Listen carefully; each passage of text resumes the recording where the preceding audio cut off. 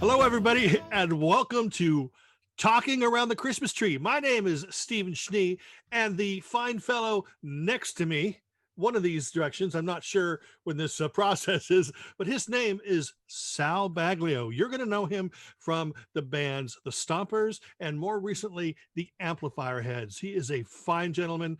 This is a guy that I used to sit around and I used to put my headphones on back when I was 19, 20 years old, and I'd listen intently to every word this guy sang. And now I'm proud to call him friend. Ladies and gentlemen, Sal Baglio. Steve, how are you? I'm doing great. It is great to see you. Sal and I, we text and email about Christmas all the time anyway. So even in July. Uh, Yeah, so yeah. so this is like an absolutely perfect thing to sit around and talk about. We're going to talk about music and memories and just share that with you. Hopefully, these are things that connect with you, the listener. I'm sure that we all have very similar experiences. Sal and I, he's like about 40 years older than I am. Uh, Oh, no, you're being too kind. Sal is on the East Coast. Sal, where did you grow up and where are you now? I grew up in East Boston, and Okay. now I live in Central Mass, a little Okay. 45 minutes out of the city. So Okay. yeah, East Boston is for people that don't know. I'm sure many people do. It's where Logan Airport is. It was quite a place to grow up. Yeah, well, I'm originally from Orange County, California. Spent most of my life there. I'm now living in Sacramento, California. I spent a little time in Oregon. I've never experienced that extreme weather like you guys do. Like, what's the weather like today? Well, actually, today is crazy and mild. Oh, It's really?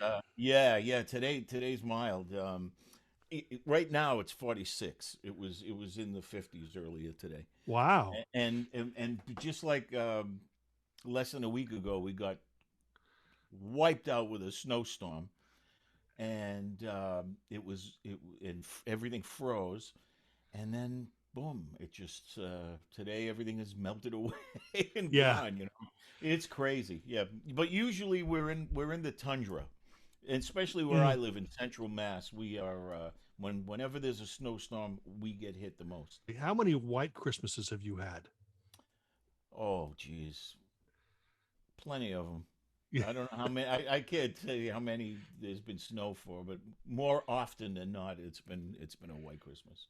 Since I'm from California, I'm always dreaming of a white Christmas. Bing Crosby. Exactly. Let's Or just talk about how many versions of White Christmas there are. there's probably I think there's more versions of White Christmas than there are versions of Yesterday. Oh Beatle my. reference, that should bring in some viewers. I Yep. mentioned the Beatles song. I've never experienced the White Christmas thing. I've seen it on TV. I've known people who live it all the time. I personally would love to experience a White Christmas. However, I don't want to deal with the stuff that you have to deal with, Sal. Going out and either having to shovel or you can't Yeah. go anywhere. Although shoveling and nor'easters are not something that I enjoy at all, it is nice for Christmas Eve to have some snowfall. Yeah. It adds to the vibe for sure. I mean, I've experienced snowfall when I lived in Oregon for a couple of years, like maybe twice, but it wasn't on Christmas, and it wasn't anything that stuck around. Listen, come on out. We'll show you a Christmas. Yeah, yeah, but I'm serious. You'll probably eat things that you haven't had before. The Italian Christmas Eves are pretty wild. Well, tell me about Italian Christmas Eves. so Christmas Eve is the big one. Uh, Hmm. Not as far as gifts. We in my family we never opened any gifts on Christmas Eve. We didn't do Hmm. anything like that, but we ate a lot. And I grew up in a three decker. You know what Hmm. that is? No, You just heard but I about nod because it. because it's Sal Baglio. So A three decker is a house with three floors. okay, so three-story house. 3-story house, Okay. and uh, and in my case, my entire family lived in that house, and then down the street was my grandparent, my grandfather. Across the street was my great grandfather, Hmm. and assorted aunts and uncles. I mean, that's what it was like. And the three decker had my great aunts on the first floor, and another a guy and his wife on the second floor for a while, and lived on the third floor with my folks. In fact, we didn't have enough room, so my brother actually slept downstairs in my aunt's apartment. So Wow. yeah, yeah, yeah. So anyway, on Christmas Eve, the three decker, just all my mother's side of the family would come over. Um, back when everyone was alive, that's Hmm. that's the sad thing about as we go along, how we lose everybody. Yeah. And it was a feast. And we did the feast of. We never called it the feast of the seven fishes or anything like that, but basically, it was Italian food with fish. So your pasta had clam sauce.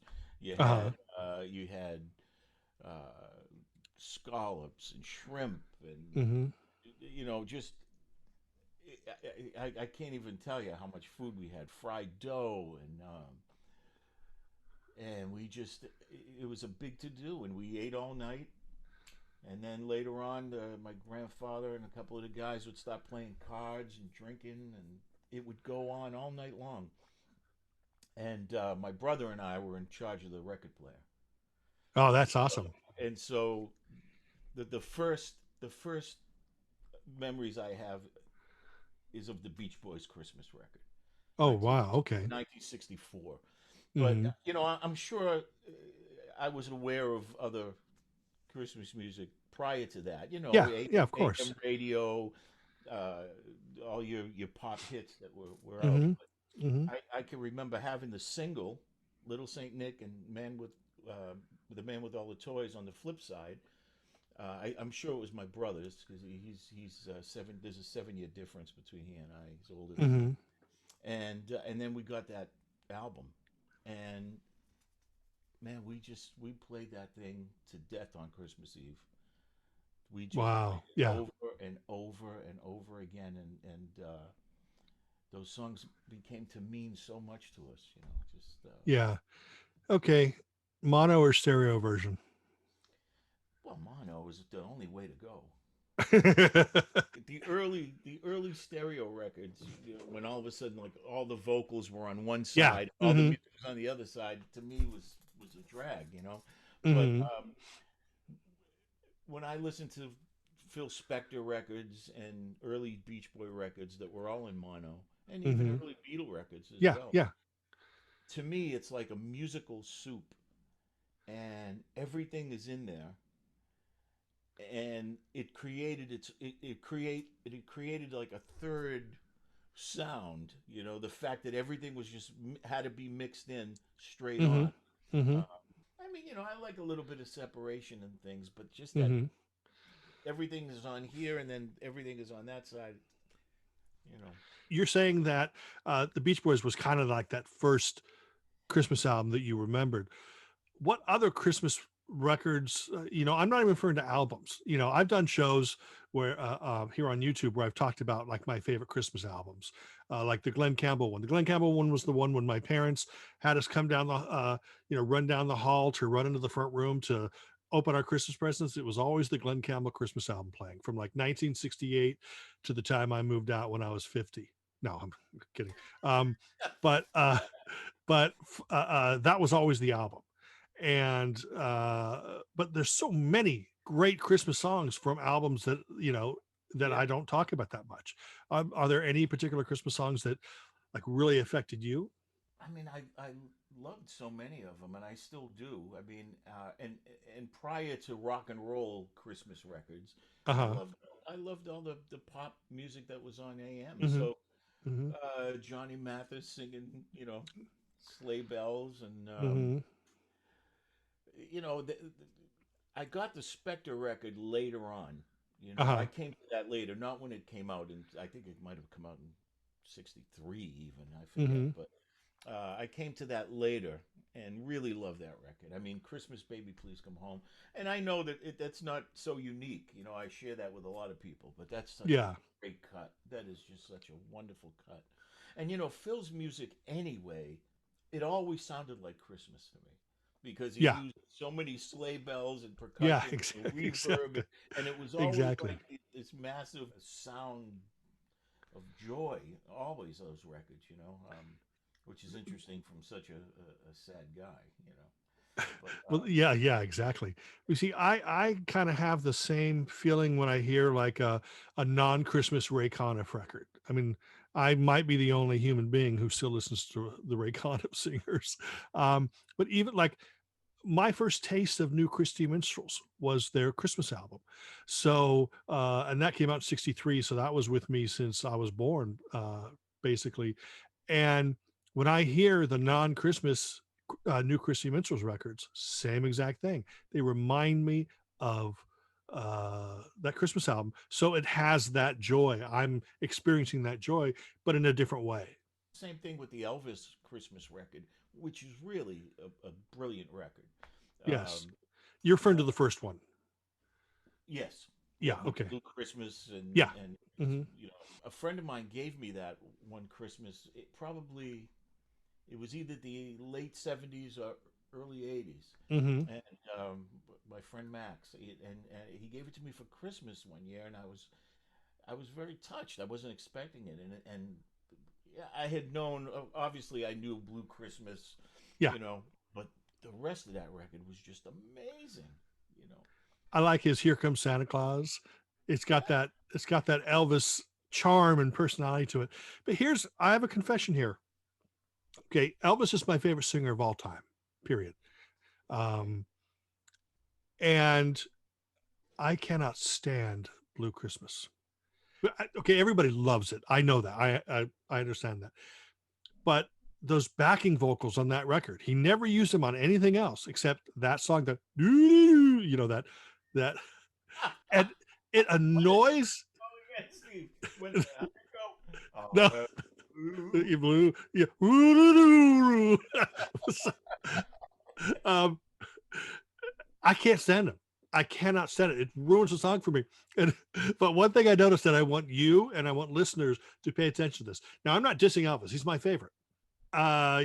Decorations of red on a green Christmas tree, but what it sounds like he's like turning the page of the lyrics because he goes decorations of red on a green Christmas tree. Like he doesn't really know the melody. He doesn't want to carry it out, but he's like turning the page to read the next words or something. It just sounds like that was like his first run through, and he kind of didn't get the groove of that. So if you go back and listen to that, it kind of sounds like he's like, whatever. yeah, I don't know. I don't know about that, but I understand how you're hearing it.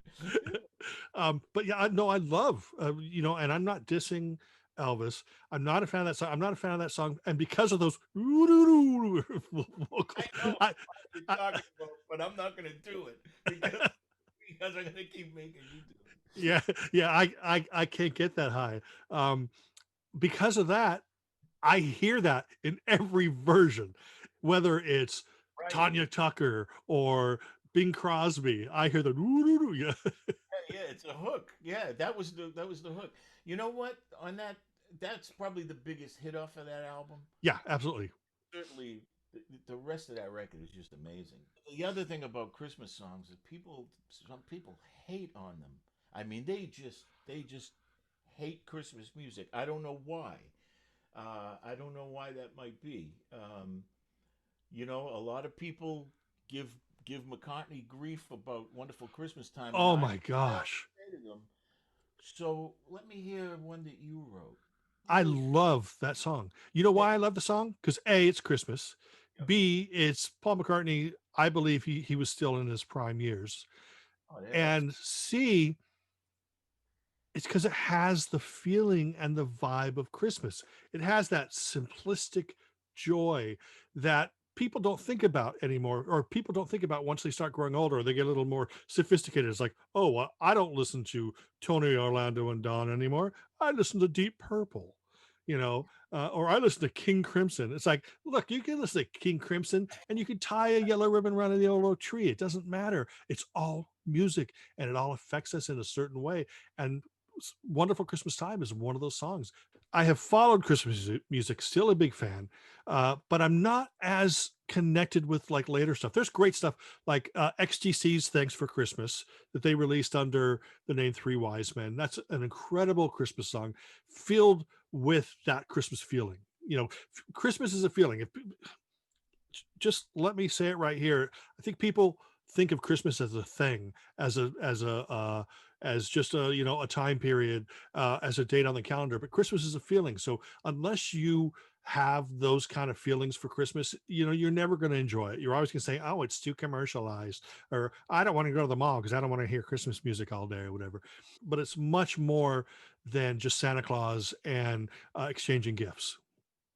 Oh yeah. And the music has to have that. And I think that there have been great songs. We were talking about Paul McCartney, Wonderful Christmas Time, XTC, Thanks for Christmas. Status Quo put out a great single like 5 years ago called It's Christmas Time. And it's amazing. It's just amazing, great rock and roll Christmas song. Shakin' Stevens, Merry Christmas, everyone. Slade, what was it called? Merry Christmas, everybody, or whatever. Wizard, I wish it could be Christmas every day. Lots of great Christmas songs have come out. I don't think that great Christmas albums have.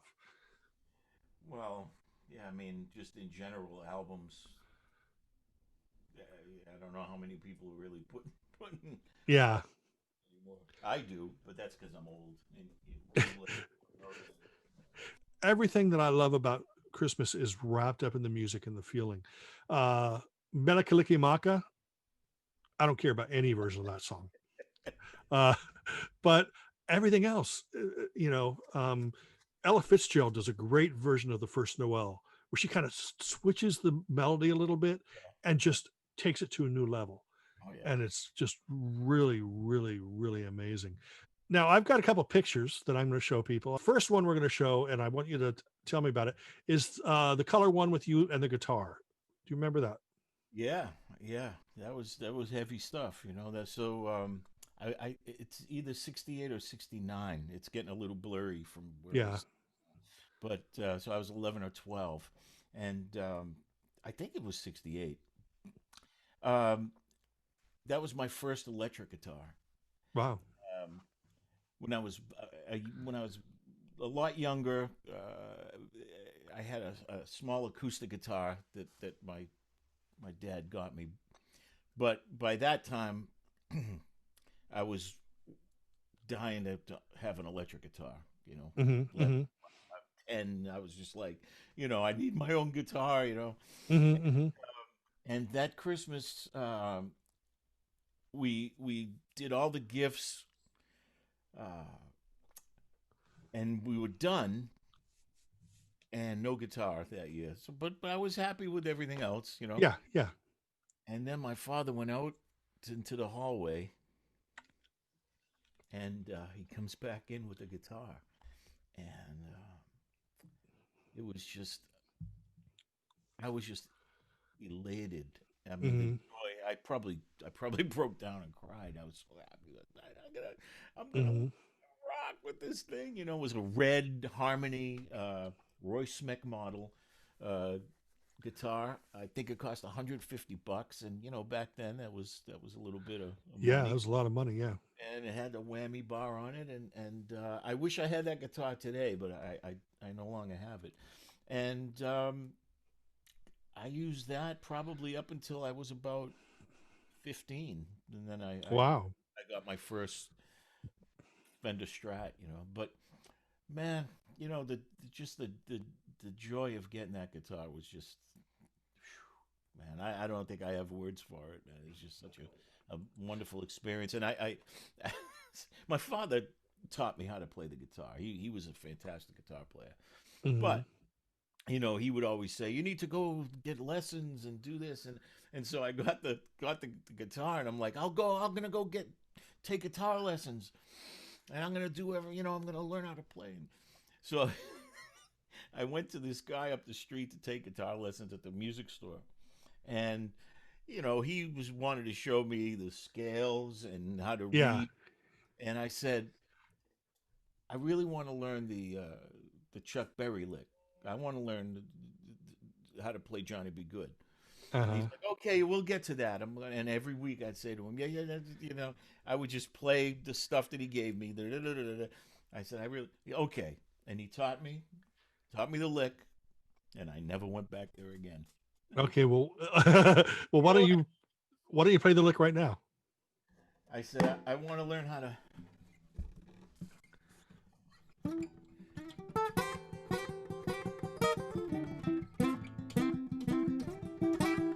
And I wanted to learn how to solo. So he goes, yeah, so these are the notes.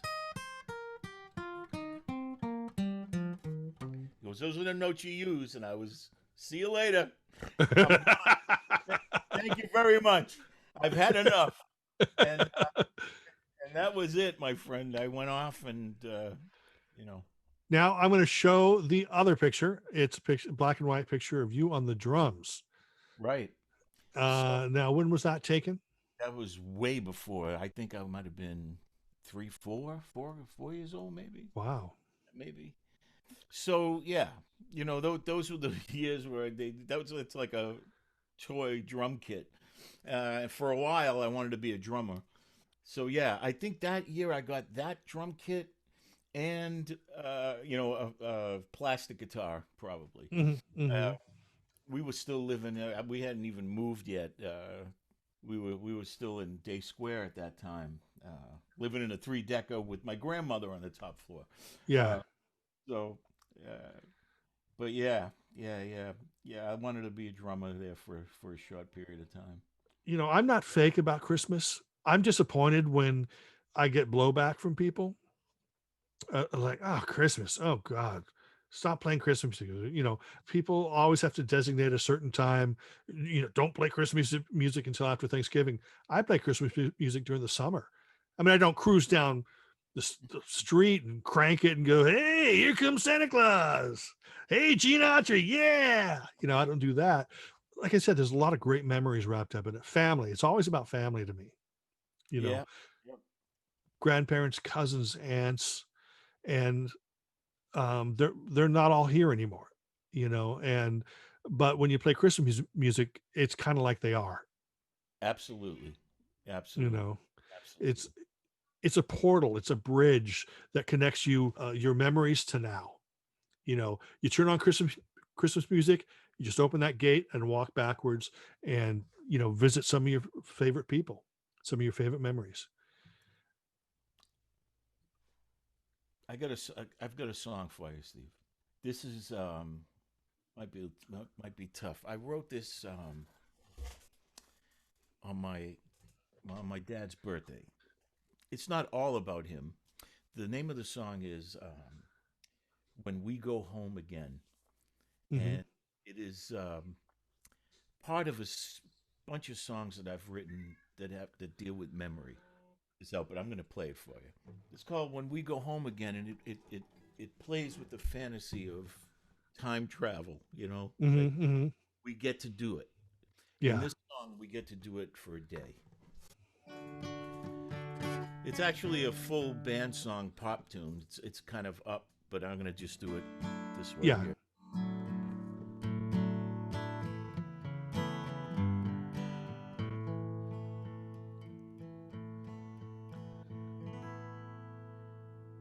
When the clock strikes backwards and you're spinning round, and you wake up back in your hometown, everybody that was gone will be back around when we go home again.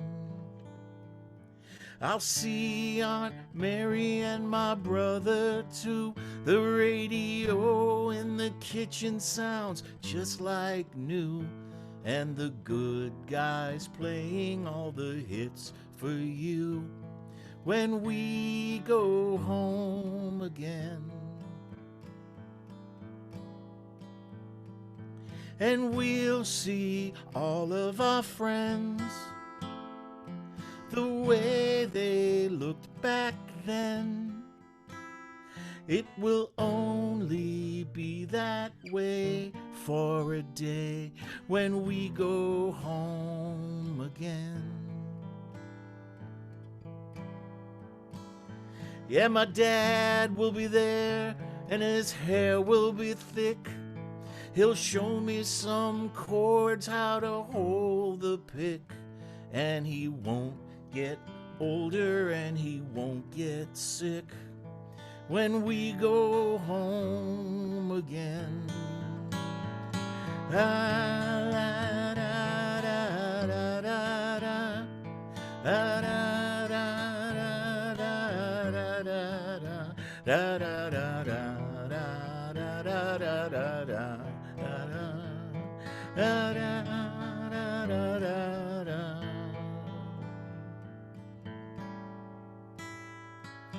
Grandpa and Barney Brass, Cousin Johnny taking photographs.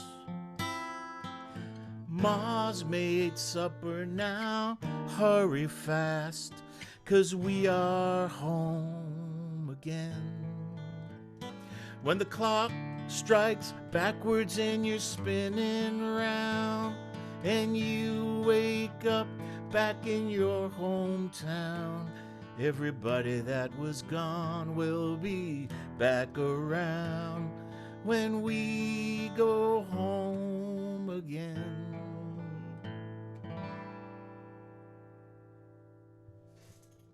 Amazing. I think I found my new favorite Sal Baglio song. I would like to thank Sal Baglio for sitting here and discussing Christmas. I hope that we've opened some of those doors in everybody's memory banks. I really encourage people, even if you don't like nostalgia, to just sort of revisit some of those wonderful moments in your life when you celebrated Christmas with your family, and hopefully you are able to just have a great holiday season and still celebrate it with loved ones, even in such a horrible time as now with the pandemic and stuff. That we still have the happy times. We still have Santa Claus. We still have music. We still have Christmas music, and we still have Sal Baglio. Merry Christmas, Steve. Thank you, everybody, for watching. We really appreciate this. Sal Baglio, remember to check out the brand new music by Amplifier Heads. You can find them on Bandcamp. Check out Stompers. You can find them on Bandcamp. Check out my new album. No, I don't have one actually. But please, everybody have a safe and wonderful and warm and loving Christmas. And please spread the love. No, I guess it's a bad time to talk about spreading the love when we're trying to avoid the virus. Oi, oi. Right now, you are going to hear the Stompers. All I Want for Christmas is a rock and roll guitar. Thank you, everybody.